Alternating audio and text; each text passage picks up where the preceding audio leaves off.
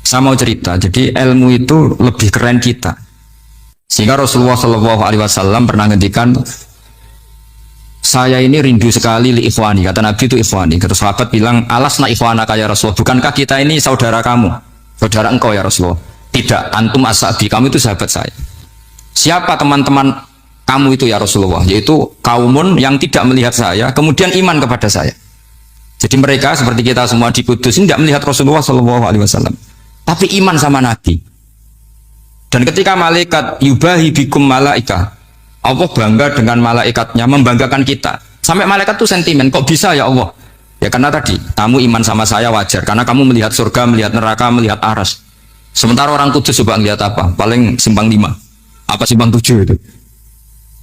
Tapi imannya nggak kalah dengan malaikat. Kenapa nggak kalah? Karena tadi kita diajarkan bahwa nisbatul isnaini wassalasah wal arba'ah ila ma la nihayatalaha itu sama-sama nisbatul far'i ilal asli.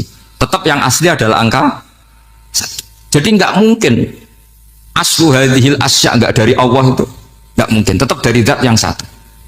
Kemudian tentu ini bukan nisbatul walad ilal walid, anak ke bapak tentu enggak, tapi nisbatul khaliq sama makhluk. Tapi apapun itu pasti satu. Sehingga Imam Amudi akhirnya masuk surga lewat jalur itu, tidak usah lewat pertanyaan man rabbuka wa man nabiyyuka. Kelasnya disuruh ngajar malaikat. Saya punya rencana jadi pengajar malaikat nanti itu kan. Jadi orang-orang Kudus yang dapat barokahnya Raden Asnawi nanti jangan mau kalau ditanya man rabbuka wa man nabiyyuka. Kelasnya itu harus apa? Jadi gurunya malaikat. Karena bapak kita Nabi Adam itu keren. Nabi Adam itu adalah orang yang disuruh Allah dipresentasikan, dibanggakan Allah di depan para malaikat. Ketika ada malaikat yang agak hasut, tapi itu tidak malaikat papan atas, malaikat yang kebanyakan. Itu kan agak terima Nabi Adam jadi apa? Khalifah. Sampai malaikat ini usul ataj'alu fiha mayusidu fiha wasfikut. Makanya kalau saya protes sama malaikat itu malaikat yang ini, bukan Jibril sama Israel. Kalau protes Israel bahaya ya. Bisa dihabisin. Saya pernah ditanya seorang kiai, Gus, ini kan gojlok malaikat kok berani? Ya karena malaikat yang jenis ini pernah gojlok Nabi siapa? Adam. Nggak percaya kalau Nabi Adam itu layak mimpin, sampai protes ataj'alu fiha mayusidu fiha wasfikut. Tapi apa yang terjadi? Allah mengajarkan satu ilmu di Nabi Adam, kemudian disuruh meresentasikan. Qala ya Adamu ambihum bi asma'ihim. Adam, coba kamu presentasikan ilmu kamu. Wah, Nabi Adam fasih mempresentasikan ilmu. Kata Allah, kamu bisa nggak sepinter Nabi Adam? Nggak bisa ya Allah. Makanya sudah saya bilang ini alamu malah. Saya lebih tahu siapa yang layak mimpin. Jadi layak mimpin itu pertama harus kuwatul ilm. Ilmunya itu harus kuat. Nanti saya akan cerita hubungannya Raden Asnawi dengan Syekh Nawawi. Apa itu hubungan teman, apa murid guru, itu memang masih jadi polemik sampai sekarang. Kalau saya ya keyakinan saling istifadah. Ini bahasa netral, tidak murid guru tapi saling apa? Istifadah. Kata Syekh Nawawi dalam tafsir Munir itu, ilmu itu nomor 1. Sehingga beliau setiap ada ayat fa inna hizballahi humul ghalibun, beliau pasti menafsiri bil hujjah wal barohin la bis saulah. Sama ingat betul takbirnya, memang saya hafalkan. Tapi bukan untuk modal pidato, bukan modal sebagai wong alim. Kalau pidato gampang, pidato itu semua orang bisa. Kalau jadi orang alim itu tidak gampang. Lebih susah lagi wong alim berpidato itu. Kalau nggak pernah mbah saya tidak mau. Karena memang saya terkenal nggak suka pidato. 1 memang nggak bisa, nomor 2 tidak ingin, nomor 3 ya rugi. Karena pidato itu nasib-nasiban ya. Kalau nasib baik kamu tidak paham itu, wah Gus ilmunya tinggi sehingga kita tidak paham itu kalau nasib baik. Kalau nasibnya ada baik, nak ngendikan bulat sama itu tepat-tepatan. Dan Syekh Nawawi itu benar, Raden Asnawi juga benar, semua guru-guru kita benar. Karena agama ini sebetulnya bukan masalah negara, tapi masalah logika yang sehat. Uni Soviet itu pernah mengkooptasi Uzbek, Ceknya, Tajikistan. Itu 100 tahun, orang dipaksa ateis. Tapi orang-orang Uzbek, saya sering ketemu lama Uzbek, kadang ketemu di Korea, kadang di Malaysia. Orang-orang Uzbek itu punya basement di bawah tanah. Kemudian di bawah tanah ini mereka ngajarkan tauhid. Ngajarkannya ya gampang. Misalnya ini sesuatu yang ada, iya ini. Ini ada penciptanya enggak? Ya ada. Siapa? Tukang katanya. Yang penting itu enggak ada logika bahwa sesuatu yang ada disebabkan oleh ketiadaan. Lah orang komunis, orang ateis itu orang yang mengatakan alam ini didahului oleh nihilisme, oleh adamiyah. Masuk akal enggak sesuatu yang ada, penciptanya sesuatu yang tidak ada. Sehingga orang anak-anak Uni Soviet itu nggak pernah kepikiran membenarkan ateis, itu nggak pernah. Bareng Uni Soviet ada itu Glasnost Perestroika itu kemudian hancur, semuanya langsung menjadi negara Islam, termasuk Uzbek, Tajikistan, karena diajari ilmu, bahwa ilmu itu yang nggak pernah kalah oleh negara. Sehingga saking pedenya Rasulullah SAW ketika Sulhul Hudaybiyah, ini agak jelimet tapi gampang dicerna. Sulhul Hudaybiyah itu satu perjanjian yang semuanya merugikan Rasulullah. Yaitu kalau orang kafir masuk Islam disuruh kembalikan ke kafir, karena kafir itu bagi mereka habitat, Islam itu hal yang baru. Tapi kalau orang Islam menjadi kafir, nggak boleh kembali Islam, berarti kembali ke habitat. Semua perjanjian itu merugikan. Sampai masyhur Sayyidina Umar protes ke Rasulullah, jenengan masih nabi. Itu kan ekstrim tanya. Jenengan sampai sekarang masih nabi? Ya, saya masih nabi. Kenapa tanya demikian? Karena semua perjanjian merugikan Islam, menguntungkan orang apakah? Kafir. Semua sahabat sebetulnya persis Sayyidina Umar protes, kecuali Abu Bakar. Lama-lama akhirnya di antara perjanjian itu berbunyi begini. Tapi saya minta satu hal. Orang boleh mendiskusikan Islam tanpa tekanan. Itu saja permintaan Nabi. Orang boleh mendiskusikan Islam secara bebas, tidak tertekan. Karena orang-orang kafir melihat itu hal yang biasa. Ya nggak masalah Muhammad. Akhirnya orang diskusi. Islam itu apa sih? Islam itu orang yang menuhankan Allah. Allah itu siapa? Zat yang menciptakan langit dan bumi. Lama-lama orang kafir berpikir, wah keren, Tuhannya Muhammad bisa bikin langit dan bumi. Tidak kayak Tuhan kita, malah kita yang bikin. Jadi mulai debat itu mulai. Terus ada yang cerita lagi, saya pernah loh nyembah Lata, pas itu dikencingi luwak. Masa ilahun ya bulu ali sa'laban, masa Tuhan kok dikencingi luwak? Yang agak-agak ahli kitab ya diskusi lagi. Wah kayaknya Yesus tidak Tuhan, masa Tuhan kok kelaparan, lemes, wah repot nanti. Jadi makanya Allah ketika ngejlok wa ummuhu siddiqah kana yakulani ta'am mal masih ibnu maryam illa rasul qad khalas min qablihir rasul wa ummuhu siddiqah kana yakulani. Coba paradok enggak, misalnya kamu didolani Nabi Isa terus ketok lemes, kenapa Tuhan saya agak sakit keroi dulu, kan enggak kebayang itu. Punya Tuhan yang sakit setelah makan sehat, terus kan enggak kebayang seperti itu. Ketika Nabi punya konsep Tuhan, Tuhannya Muhammad itu siapa? Yaitu zat yang la awalalah, zat yang pertama. Lalu Tuhan itu siapa? Tuhan itu yang menciptakan langit bumi. Tuhan itu siapa? Yang memulai segalanya. Lama-lama mereka berpikir, wah kalau gitu yang benar itu Islam. Maka kata Imam Zuhri, Syihabuddin Az-Zuhri, famaka nafathun fil islami a'dhama min sulhil Hudaybiyah. Innama kana an-nasu yatafadhaluna fil hadis wal munazah. Semua teks riwayat itu ada kata wal munazah. Orang bebas ngomong dan berdebat. Munazah itu berdebat. Terus akhirnya falam yatakallam ahadun bil islami yaqilu syai'an illa dakhala fihi. Kemudian setelah berdebat dan mereka tahu Islam, pasti akhirnya masuk. Dan itu yang sekarang terjadi di dunia. Makanya saya pernah ditanya seorang profesor, Gus, kalau di Jogja ada sekolah perbandingan agama, menurut Anda gimana? Asal itu tentang agama, nggak apa-apa. Tapi kalau yang dibandingkan umat Islam itu jangan. Karena nanti kalau di Indonesia kira-kira yang copet itu ditanya agamanya juga Islam, yang koruptor juga Islam. Jadi kalau yang dikaji Islamnya nggak apa-apa, tapi orangnya jangan, kata saya. Karena yang bulat ya banyak, yang nggak sholat ya banyak. Tapi kalau Islamnya saja, misalnya adu konsep tentang Tuhan. Masyhur kita mungkin banyak yang melihat itu debatnya Stanley Fischer sama Ahmad Didat itu. Tuhan kamu siapa ini itu sama Didat cerita Tuhan saya itu lam yalid wa lam yulad wa lam yakul lahu kufuwan. Itu spontan ada seorang mahasiswi bilang, sepertinya Tuhan Anda lebih menarik kan? Karena Tuhan Anda yang menciptakan langit bumi, yang Tuhan ini kok lahirnya sudah di bumi, masa lahir-lahir langsung jadi Tuhan? Jadi akhirnya falam yatakallam ahadun bil islami yaqilu syai'an illa dakhala fihi. Sehingga agama ini apa? Agama itu adalah kalimat tauhid. Kalimat itu apa? Logika yang terbangun. Nah, ketika logika itu terbangun, maka disebut yusabbitu Allahu alladzina amanu bil qaulis tsabit fil hayatid dunya wa fil akhirah. Allah itu akan menetapkan satu kaul, satu presentasi ilmiah atau satu kesimpulan ilmiah. Yang kesimpulan itu nyata benarnya. Dan ini akan nyata terus baik di kehidupan dunia maupun kehidupan apa? Seperti Allah sebagai Tuhan. Itu akan nyata terus. Di dunia Allah ya Tuhan, nanti di akhirat juga Tuhan.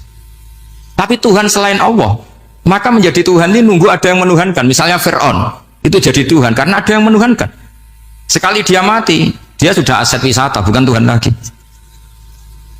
Makanya gejolokannya orang ulama Arab, kalau ketemu ulama Mesir, kalau gejolokan itu lucu. Orang Arab, ada Abu Jahal, Abu Lahab, penggaweane musir Nabi. Itu gejolokannya ulama Mesir. Kata ulama Arab, kamu gayanya benci Fir'aun, tapi rezeki kamu dari wisata melihat Fir'aun. Itu gejolokannya ulama Arab sama ulama Mesir. Sehingga agama ini mengajarkan apa? Satu kalimat. Makanya kamu harus belajar mantek. Dulu Raden Asnawi ya pengajar mantek. Dulu buyut saya di sini Mbah Fauzan, abahnya Mbah Pah itu, mbahnya itu juga pengajar mantek. Karena di antara yang diceritakan Allah itu wa ja'alaha kalimatam baqiyatan fi aqibih. Tugas utama Nabi Ibrahim adalah menjadikan satu logika. Kalimat itu logika. Itu menjadi logika yang abadi. Baqiyah itu abadi. Fi aqibih, di anak turunnya Nabi Ibrahim. Misalnya begini, saya beri contoh ya. Misalnya saya mengatakan teh ini hitam, itu menjadi kalimah karena diucapkan, tapi tidak menunjuk hakikat karena tehnya berwarna apa? Kuning. Sehingga Quran kalau menyalahkan orang kafir itu ngendikannya kaburas kalimatan takhruju min afwahihim. Omongannya orang kafir itu menjadi kalimat karena diucapkan dari mulutnya. Kenapa menjadi kalimat? Karena diucapkan tapi tidak menunjuk hakikat. Seperti orang mengatakan 2 ditambah 2 itu 10, itu kalimat, tapi kalimat yang salah karena tidak menunjuk hakikat. Seperti orang kafir mengatakan Tuhan itu 3, itu kalimat karena diucapkan tapi tidak menunjuk hakikat. Tapi ketika seseorang mengatakan Allah itu Tuhan, Tuhan itu satu, itu disebut kalimatu haqqin alaiha nahya wa alaiha namut. Memiliki tahlilane wa alaiha apa wa biha. Wa alaiha apa wa biha.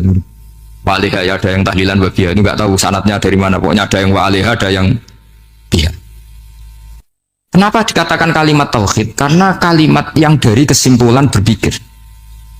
Dan agama ini dibawa Nabi Ibrahim itu untuk membawa kalimat tauhid. Ciri utama kalimat tadi, kamu yakin seyakin-yakinnya bahwa nisbatul snaini wassalasah wal arba'ah ila ma la nihayatalaha itu kanisbatis snaini ilal wahid, yaitu semuanya far'un minal asli. Aslinya adalah wahid. Sehingga di kitab, saya pernah ngaji Mbah Mun, namanya kitab Al-Khusunul Hamidiyah. Itu dikarang oleh ulama-ulama sekarang, itu diajarkan di MGS. Ini mbah-mbahnya Gus Akil, pendirinya madrasah MGS. Itu ada gambarnya di situ ada gambar piramida, ada gambar hewan, ada gambar pohon. Kata yang ngarang, gambar sedetail ini, sejelimet ini dimulai dari nuqtah wahidah, tetap dimulai dari satu titik. Dan ini disebut nuqtatil wujud. Jadi bahwa orang kudus sebanyak ini tetap dimulai dari satu orang, yaitu Adam. Adam dimulai dari ketiadaan. Lalu siapa al-mujid? Pewujudnya siapa? Hanya Allah Subhanahu wa ta'ala. Sehingga ulama-ulama termasuk Syekh Nawawi itu paling suka ngendikan semua makna Quran dikumpulkan di Fatihah, Fatihah dikumpulkan di Bismillah, Bismillah dikumpulkan di Ba, karena di Ba itu ada titik nuqtatil wujud, yaitu disingkat bi kana makana wa bi yakunu ma yakun. Karena saya, kata Allah, semuanya akan ada, dan karena saya yang enggak ada, semuanya suatu saat ada. Disebut nuqtatil wujud. Nah, kita meyakini kalau Allah satu itu seyakin-yakinnya, karena nggak mungkin angka nggak dimulai dari angka 1. Begitu juga gambar seapapun julumete. Misalnya sampean gambar zaman saya kecil, gambar paling favorit itu apa? Kambing bertarung. Itu gambarnya kan susah. Daripada gambar kambing bertarung susah, terus dibikin kotak saja, tembok.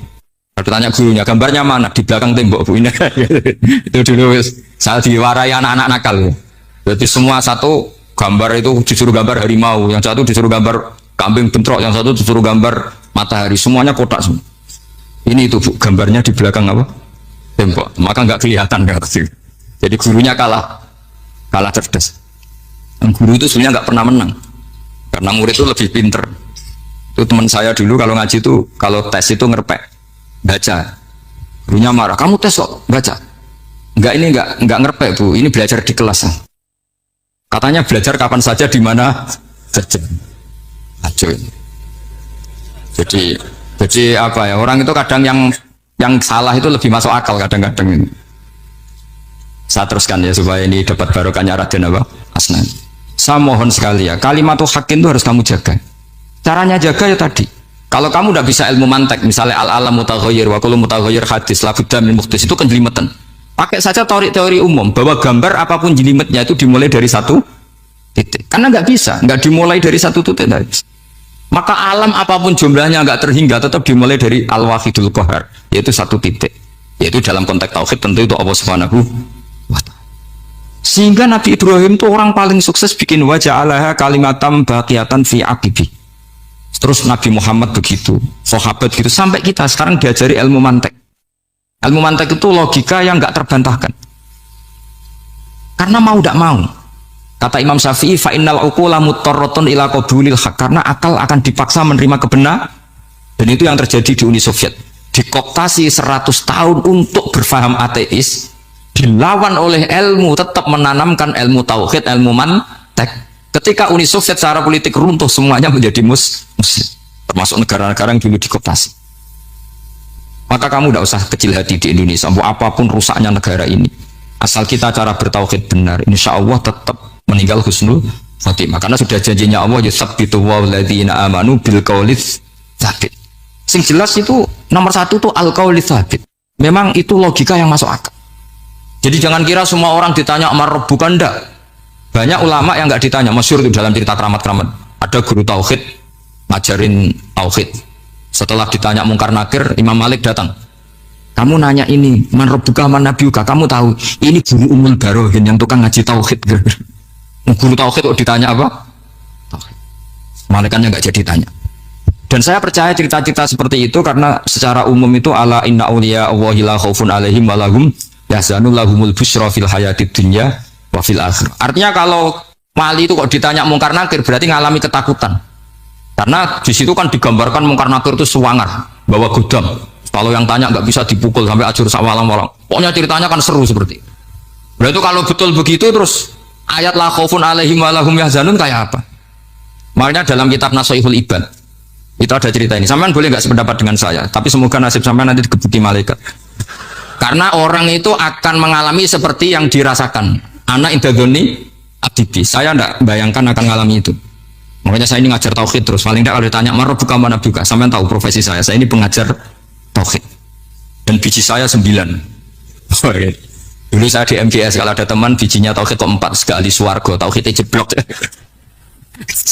Dari kalau bijinya 4 sekali swarga, tauhidnya apa? Jeblok. Tapi yang bijinya 9, yang di swarga, tauhidnya itu saya dulu bijinya 9. Terus 9 terus sampai tamat. Karena nggak ada biji 10. Karena kalau 10 itu kan terlalu sempurna, nggak baik lah manusia kok sempurna gitu. Jadi udah 9 aja kan. Tapi sebetulnya pantasnya ya dapat 10. Mergo saake, mergo tenan enggak tahu saya. Di Nashihul Ibad itu ada cerita gini dan saya percaya itu. Di sarahnya itu. Juga di sarah apa itu yang di sarah Syekh Nawawi itu. Pokoknya saya kalau ingat Raden Asnawi pasti ingat Syekh Nawawi. Saya tidak memastikan apa murid guru apa saling istifadah, yang jelas itu teman dekat, teman fil ilm. Sayyidina Ali itu pernah minta kasaf sama Allah. Saya percaya tidak semua orang ngalami marbuka ditanya itu. Ya Allah, saya minta kasaf itu ngerti alam gaib. Ingin tahu Umar. Jadi diam-diam Sayyidina Ali itu ya mangkal sama Sayyidina. Wong kok kerasingon. Agar wong kok tahu disentak. Jajal wani nyentak malaikat Torah itu kata Sayyidina. Jadi dia minta kasaf karena kenangannya dia melihat Umar itu semua orang pernah disentak sama Sayyidina Umar itu. Sayyidina Ali minta kasaf. Ya Allah, saya ingin melihat Umar menghadapi mungkar nakir. Masih garangkah apa enggak? Itu dah itu tidak. Minta kasaf. Pas kasaf beliau bangun dari kubur, duduk. Dilihat sama Sayyidina Ali ini ngalami kasaf. Sama ndak usah tanya. Enggak wali kok tanya. Ya sudah pokoknya percaya aja. Akhirnya malaikat mungkar nakir datang. Itu di situ digambarkan matanya itu kalkidril mughalla, kayak apa itu panci yang dibakar. Wah, soal seru. Sumpah Sayyidina Ali. Hari ini kamu akan takut gitu. Tapi ternyata enggak. Umar bangkit disentak orang dua itu. Kamu tahu menghadapi siapa? Yang sopan. Wah, sontak. Kaget malaikatnya itu karena enggak pernah ngalami disentak. Mungkin itu pertama. Kaget. Memangnya kamu siapa? Saya ini teman kekasih Tuhanmu. Saya yang diandalkan temannya sebenarnya bukan dia. Ana sohibu habibillah. Saya ini temannya kekasihnya Allah. Jadi dia mengandalkan temannya sebetulnya, bukan mengandalkan dirinya. Oh, kamu temannya Nabi Muhammad? Iya, saya Umar, temannya Nabi Muhammad. Kamu harus hormat sama temannya kekasih kamu. Terus semua itu. Akhirnya matur Allah, ya Allah, apakah prosedur seperti ini bisa dinego? Sama Allah. Oh iya katanya. Kamu kalau menghadapi kekasih saya jangan seperti itu katanya. Semenjak itu beliau sopan santun, dua mungkar nakir itu. Jadi ini berita gembira. Jadi sebetulnya itu enggak. Tapi kita ini kan nggak punya nyali nyentak mungkar nakir. Semoga dengan gelar kita doktor tafsir, doktor tauhid gitu, atau paling enggak guru kudsiyah tauhid gitu, atau siswa terbaik dalam materi tauhid, itu harus kamu bawa status. Jadi sehingga nanti ini saya ranking 1 tauhid, masa masih ditanya buka waman Nabi. Dan itu menurut saya sah. Sama nggak usah protes takbirin di, susah usah takbiran. Pokoknya takbirnya adalah wali-wali itu la khaufun alaihim walahum. Ya, mereka tidak akan mengalami ketakutan baik kehidupan dunia maupun kehidupan akhir. Bahkan para malaikat itu mengatakan ke wali-wali, nahnu awliyaukum fil hayatid dunya wa fil akhir. Kita ini teman kamu, saudara kamu, mitra kamu. Masa mitra kok nurui, itu kan nggak fair. Dan menurut saya paling efektif itu apa? Kamu harus punya rumus tauhid kayak Imam Amudi menemukan Tuhan. Imam Amudi itu menemukan Allah itu lewat ilmu matematika. Dan itu Allah saking senengnya disuruh ngajari para malaikat. Wa ya malaikati isma'u, kamu harus mendengar, ini orang alim saya yang ahli matematika, tapi justru itu ngerti bahwa asal usul alam itu minal wahidil qahar, dari zat yang satu. Akhirnya Imam Amudi mulai ngajar tuh nisbatus naini wassalah sawal arba'a ila mana nihayatalaha iku kabeh iku far'ul wa. Akhirnya malaikat mantuk-mantuk. Nah, iman seperti itu akan setingkat keyakinannya dan keakurasiannya sama dengan imannya para malaikat. Makanya Nabi ngendikan tubaliman amanabi walam yaroni. Sebagian riwayat disebut sab amarat. Nabi ngendikan sampai 7 kali. Benar-benar keren orang yang tidak melihat saya kemudian iman kepada apa yang bisa menemukan itu. Hanya A. Misalnya contoh paling gampang ya yang dialami para ulama. Ya saya ulang lagi yang dialami para ulama. Ketika menemukan ilmu ya yang menjadikan mereka mahabbah Rasulullah Shallallahu Alaihi Wasallam. Nabi itu paling suka itu sholat. Nabi itu paling senang sama sholat. Wa qurratu aini fi sholat. Terus beliau ngendikan as-sholatu imaduddin. Terus beliau kalau muji sholat itu sundul langit.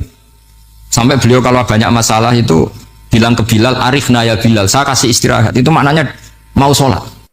Semuanya sholat. Pertanyaannya adalah, apakah mungkin seorang raja yang ambisi jadi raja, kemudian yang dikampanyakan adalah orang supaya sholat? Tentu kalau Nabi seorang raja, beliau akan kampanye gimana? Narik upeti kayak apa, narik pajak kayak apa, biar Nabi kaya. Enggak. Nabi itu paling tersiksa kalau orang tidak sholat, tersiksa kalau orang tidak sujud. Loh, kalau beliau seorang raja, ngapain mempopulerkan sholat? Maka makna sholat imaduddin adalah, sholat itu tiang agama. Maknanya tiang agama, kamu akan tahu betul kalau dia seorang Nabi. Karena apa? Yang diajarkan adalah sholat. Coba untungnya apa bagi Nabi Muhammad ketika umat Islam sholat? Kan tidak ada untungnya sama sekali. Ya clear ya. Jadi nah, terus sekarang masalah nasa mansuh ini kan clear tentang mukaddimah apa ilmu apa tafsir. Nah, nasa mansuh itu kelihatan datar tapi itu urgen sekali. Karena agama sebagai aturan ya atau solusi mau tidak mau kan bersentuhan dengan hukum sosial yang tidak akidah. Saya tadi sudah matur Pak Arsoyo, agama yang tidak akidah itu kan bersentuhan dengan hukum sosial. Kalau yang akidah jelas Allah itu satu, la ilaha illallah wahdahu la syarikalah. Kalau sosial, saking bersentuhan dengan sosialnya itu Pak Fathul Wahid, Imam Syafi'i itu punya istilah begini Pak Arsoyo. Ketika Nabi misalnya sodakoh atau zakat pakai kurma atau pakai susu kering misalnya, sodakoh atau zakat, atau dulu ngamal pakai dinar, pakai apa? Dinar. Itu langsung dianalisis kutil balad. Pokoknya makanan pokok zakat itu ngambil makanan pokok. Berarti di Indonesia pakai apa? Beras. Ketika Nabi sodakoh pakai dinar, langsung dianalisis pakai saman, yaitu alat tukar atau uang yang sah. Jadi kamu tidak usah memaksakan mentang-mentang anut sunat Rasul, terus kamu makan kurma, terus bisa mencret. Terus mentang-mentang sunat Rasul, saya tidak pernah sodakoh, karena sekarang nggak ada dinar. Nabi kan sodakohnya pakai dinar, medit ya alasan. Kalau mau kikir saja, tidak usah punya alasan. Lama-lama Barzo nggak jadi wakaf tanah, karena Nabi nggak pernah wakaf tanah di Sleman, wakafnya di Mekah. Oh ini kan tanahnya di Sleman. Lama-lama ada orang nggak sholat, Nabi sholatnya kan di Mekah, kita kan di Indonesia. Bisa rusak semua kalau ya pakai mersiskan sunnah Rasul. Itu ada analisis. Nah, itu juga yang menjadikan kenapa harus ada ulama usul fikih, orang yang bisa menganalisis. Apa bisa? Misalnya begini, saya beri contoh di bab haji. Nabi itu domisili di Medina, karena di Medina itu melewati Dal Khulaifah yang sekarang disebut Bir Ali. Maka mikotnya Nabi ya dari Bir Ali. Tapi kalau orang Yaman ya dari Yalamlam. Atau orang Indonesia rata-rata terbang lewat alam. Mungkin orang tertentu di kawasan Girona ya Girona. Ada yang dari Tanim, ada yang dari Jufa. Jangan mentang-mentang kamu orang Indonesia ikut sunnah Rasul terus memaksakan dari Indonesia di atas alam mohon niat apa? Ihram. Enggak, saya nanti aja dari Berali. Nabi kan dari lama-lama nggak ada orang berani nempat di Sleman. Nabi kan hidupnya di Medina kok. Sleman. Hadisnya mana? Nanti panjang. Analisis itu penting supaya orang itu proporsional. Apa orang itu? Itu juga bagian dari ulumul Quran. Ulumul Quran. Sehingga kalau kamu nuruti persis, misalnya begini, saya pernah ditanya. Ini saya, Pak Arsoyo, Pak Fatul Wahid, kalau naik Innova atau naik mobil, kan mesti dungo, soleh lah, jadi tak alani mesti untuk soleh. Nang kowe lali numpak terus untuk gratis mangkat kabeh. Kalau yang soleh-soleh gini itu kan kalau naik ya, subhanalladzi sakhkhara lana hadza wa ma kunna lahu muqrinin wa inna ila rabbina munqalibun. Itu jelas di Quran tuh wal khaila wal bighala wal hamir wal khaila wal bighala hamir. Jelas yang dicontohkan di situ ya kendaraan itu ya unta, khimar, kuda. Dan karena yang dikendarai itu hewan, dulu Allah bayangkan juga litas tahu ala duhuri, kamu naik di punggung hewan itu, sumatas turu ni'mata rabbikum idas tawaitum alaihi wa taqulu subhanalladzi sakhkhara lana hadza.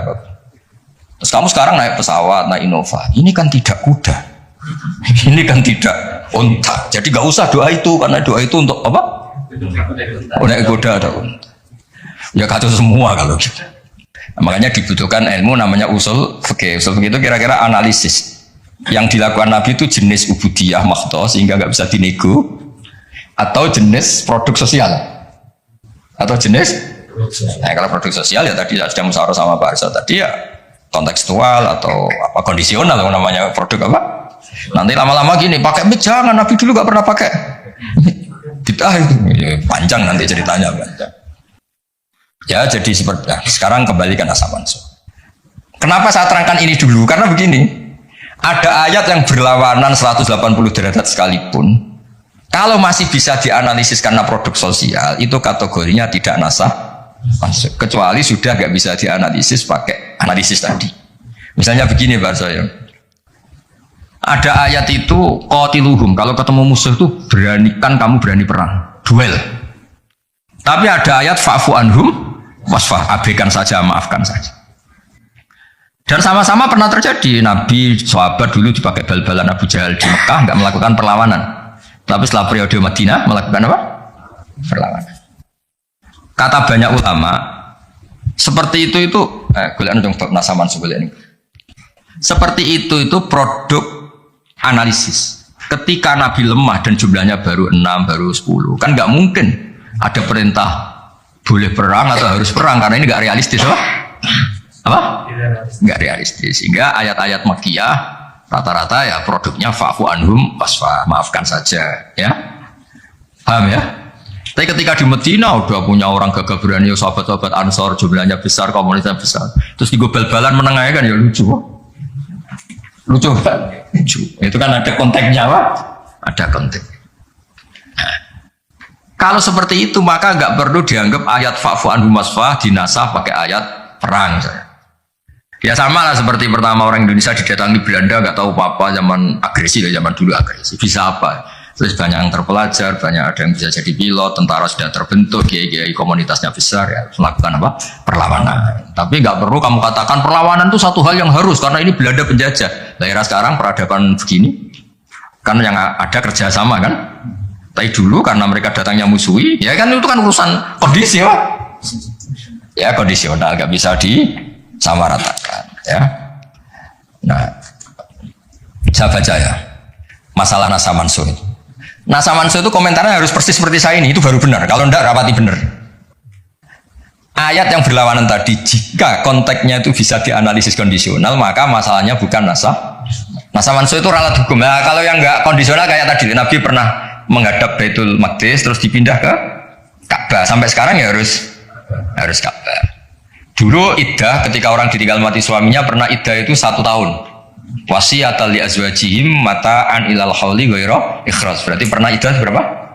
Setelah itu dinasah ya tarabbas nabi anfusihinna arba'ata asyuri wa asyra. Jadi 4 bulan 10 hari. Nah, itu nasaman karena nggak bisa dianalisis secara apa? Sosial.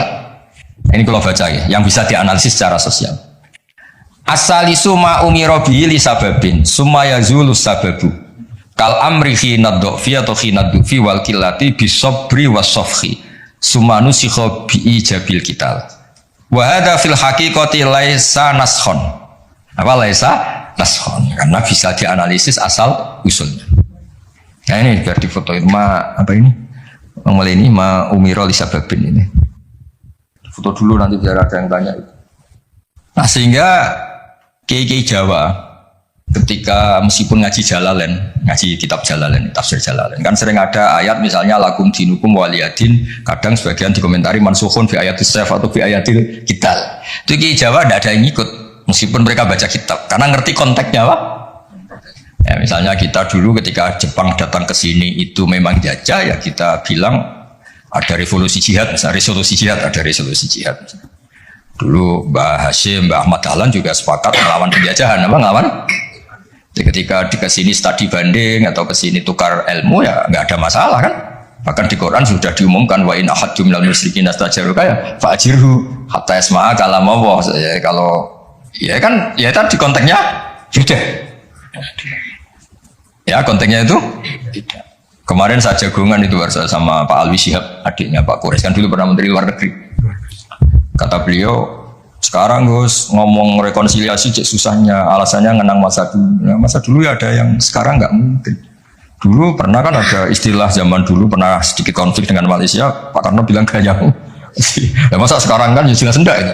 Itu kan konteksnya beda. Dulu Mbak Hashim, Mbak Ahmad Dahlan bilang resolusi jihad, ya sekarang kan enggak.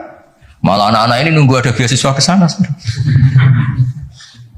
Enggak belajar malah adalah ayah Amsterdam.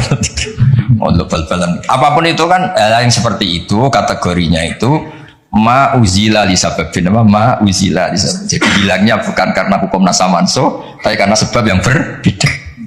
Saya tadi jagoan Pak Warsoyo dulu tuh orang kiai-kiai termasuk buyut-buyut itu ngaramkan orang pakai pantolan ya, pakai celana, pakai apa itu dasi, karena itu londo itu.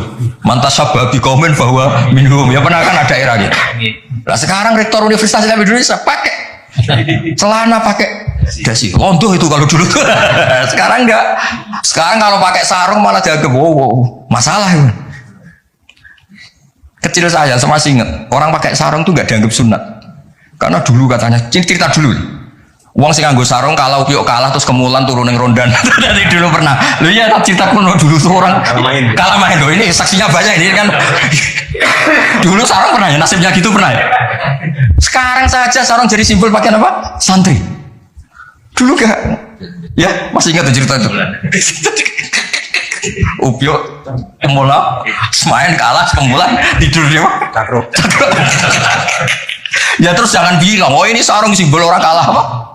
Main kalah judi gitu. Jangan, sekarang konteksnya beda. Nah itu gak perlu kamu analisis pakai nasa. Maksudnya kalau suatu saat Anda baca ayat yang konteks maknanya kok beda sama sekali, nggak langsung boleh dianalisis itu nasa mansuh. Ya aja konteksnya beda. Ya kira-kira gitu aja. Jadi di sini redaksinya ma umira bihi li sababin summa yazulus sabab. Saya contohkan tapi Pak Fajar nggak usah tersinggung. Misalnya kenapa sih Nabi itu banyak yang poligami? Orang di nikah Nabi itu bangga. Mertuanya ya bangga, iparnya ya bangga. Umatnya ya bangga. Saya tidak tahu yang kamu nikah itu bangga apa enggak poligami. Sehingga dulu namanya Juwairiyah itu dulu ketangkep ketika perang. Wah itu orang Bani Mustalik itu bencinya sak boleh sama Nabi. Kelompoknya Nabi juga benci sama Bani Mustalik. Setelah Juwairiyah itu dinikah Nabi, semua tawanan sahabat yang di Bani Mustalik dilepas. Asharu Rasulillah, ini keluarga Bisan. Yang sahabat juga ngelepas Bani Mustalik karena keluarga punya ini jauh sekarang itu keluarga besar. Nah, maksud saya cerita saja, ada usaha itu kan cerita aja cerita, maksudnya cerita kalau kamu poligami itu kira-kira istri kamu, mertua kamu, ipar kamu bangga apa? Nah. Maksud saya bukan masalah boleh tidaknya, kalau bolehnya boleh lelaki itu boleh nikah berapa? 4. Loh, bukan berarti. Enggak maksudnya kalau kamu merasa sunat-sunat banget itu perlu dipertanyakan di bolehnya boleh, tapi kalau merasa apa? Sunat-sunat banget itu konteksnya itu dong ya. Sudah udah usah diterusin, itu banyak agak siap. Inginnya yang di belakang itu kalau boleh aja, gue nggak usah catatan ya gitu. Cara ketentuan saja. Ya pokoknya ini ngasih relax ya. Sekarang ini masih ada waktu 30 menit. Sekarang tentang mujizat, karena ini yang paling panjang itu tentang apa? Mujizat. Saya sengaja saya letakkan di akhir. Saya baca takbir orisinilnya dari hadis Rasulullah SAW di Shahihul Bukhari. Ya, saya ulang lagi di kitab Shahihul Bukhari. Nah, di kitab Shahihul Bukhari nomor hadisnya itu 4981. Kamu sudah hafal berapa? Ya, nomor hadis berapa? 4981. Di antara kebanggaan Rasulullah SAW itu beliau ngendikan tidak ada nabi kecuali dikasih ayat atau mukjizat yang spektakuler. Kayak Nabi Musa kan bisa kayak simsalabim mukul belah laut terus kering. Nabi Soleh juga batu besar ngeluarin onta. Ngeluarin onta keren. Onta kok keluar dari batu besar. Ajaib lah pokoknya. Nabi-nabi dulu itu ajaib. Tapi yang agak-agak kalau boleh dibahasakan agak-agak gak rasional itu satu Pak Rasul. Saya punya kitab namanya Al-Husulul Hamidiyah. Itu pinternya bukan main yang ngarang. Saya gak pernah jadi rektor Pak, tenang saja. Tetap keren jenengan karena pernah jadi rektor. Itu mau pinter toh gak jadi rektor. Dia bilang gini, mukjizat itu dari kata ajaza yu'jizu i'jazan ya kan? Ajaza yu'jizu i'jazan. Sesuatu yang bikin musuh itu gak berdaya. Berarti fahuwa mu'jizun, fahuwa mu'jizun. Berhubung wakilnya perempuan, karena ayat itu kan mu'annas, akhirnya mu'jizatun. Ya, ini masih punya sisa-sisa. Dulu kasih lama ini di Kudus. Nggak tahu jadi begini. Dulu lama ngaji di sini. Ya berarti mukjizat apa? Sesuatu yang bikin musuh itu nggak berdaya. Nah sekarang kata kitab yang saya baca tadi, ketika tidak mampu, ya Fir'aun dan kawan-kawan mampu nggak punya tongkat untuk membelah laut? Nggak mampu kan? Umatnya Nabi Soleh mampu nggak ngeluarin unta dari batu besar? Nggak mampu. Nah kalau sekedar tidak mampu, siapapun tidak mampu bikin burung, juga nggak bisa bikin lautan. Kenapa nggak bisa bikin lautan, nggak dianggap mukjizat? Ketika Allah bikin laut ya mukjizat, bikin burung ya. Mereka nggak bisa loh bikin orang kayak kamu gini kan nggak bisa. Nah umatnya Nabi Pak Arso itu dilatih. Yang namanya mukjizat itu ayat apa saja. Terciptanya langit dan bumi, gunung, Semeru sampai gunung Jogja, apa itu? Merapi. Semuanya itu mukjizat karena itu ayat Allah yang orang nggak akan bisa bikin. Sebab itu mukjizat Rasulullah itu dianggap paling rasional karena tidak usah nunggu yang dasar-dasar yang. Jadi cara Nabi Muhammad kalau ketemu Nabi Musa gejolokannya kira-kira gini. Musa mukjizat yang ngenteni orang ngono bareng. Memangnya orang bisa bikin ayam, bikin pitik, bisa bikin nyamuk. Kan sama-sama berstatus mukjiz, sesuatu yang orang lain nggak bisa, makhluk nggak bisa.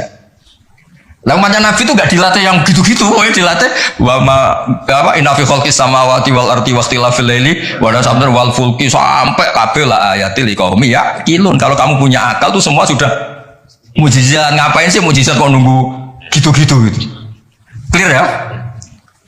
Jadi makna mukjizatnya tidak kena. Untuk umatnya Nabi Musa itu tidak kena. Untuk ngakui lemah saja kok nunggu pertunjukan. Bikin rambut aja kan ya ada.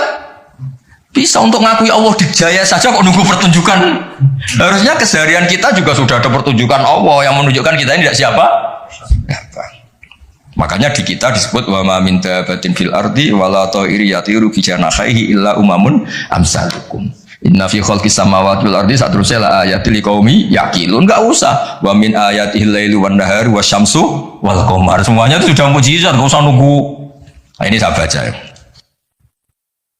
Saya ngaji ini kondang, mas. Saya baru ini ngaji seterhormat ini, didampingi rektor sama sekretaris pembina badan wakaf. Kayaknya nanti kalau mau akhir ketemu saya, wah ini kayak hebat. Kenapa ngaji aja ditunggu rektor terus? Jadi rektor.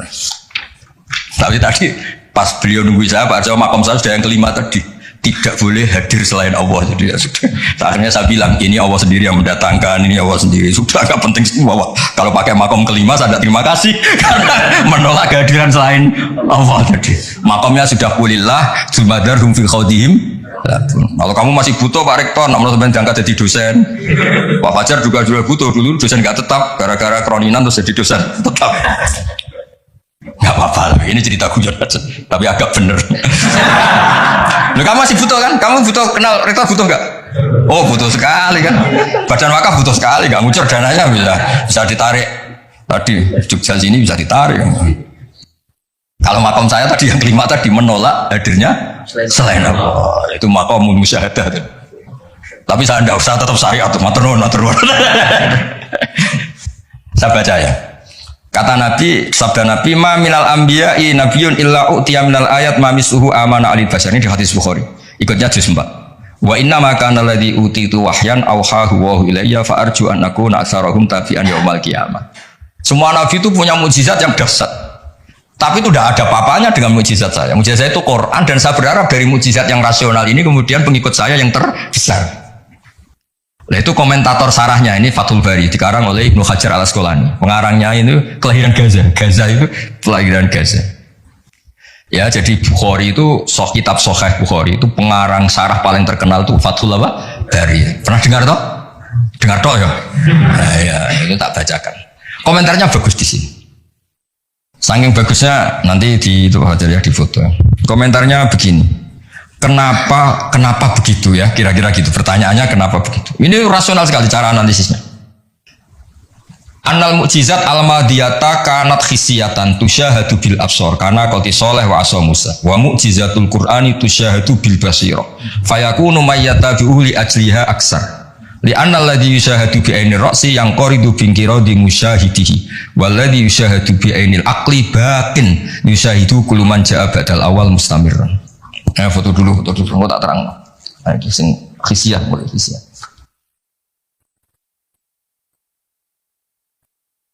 Yang mulai ini annal mujizat al-madiyah karena khisiatan. Ya nanti jeda asar terus yang ngopi-ngopi dulu ya kira-kira jeda setengah jam saja, habis itu ngaji apa? Hadis. Sesuai namanya tafakuh tafsir apa? Hadis.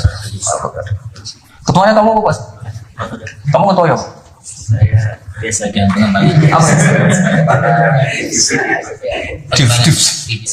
Divisi apa? Ini mau kamu Islamkan? Sudah Islam. Rono Sadili. Itu kali Imam Sadili masih sugeng, namanya dicatat nggak terima betul. Imam Sadili itu ganteng, kaya, alim. Itu Imam Sadili. Terus jadi toreko apa? Sadili ya. Yang ganteng, alim, kaya.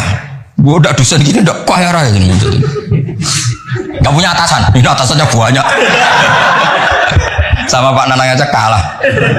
Kan Nanang kalah sama Pak Watu Akhir. Allah itu kalah sama badan wakaf ribet dunia. Yang bener saya itu langsung kulilah. Udah mentok saya. Nah, khatam itu.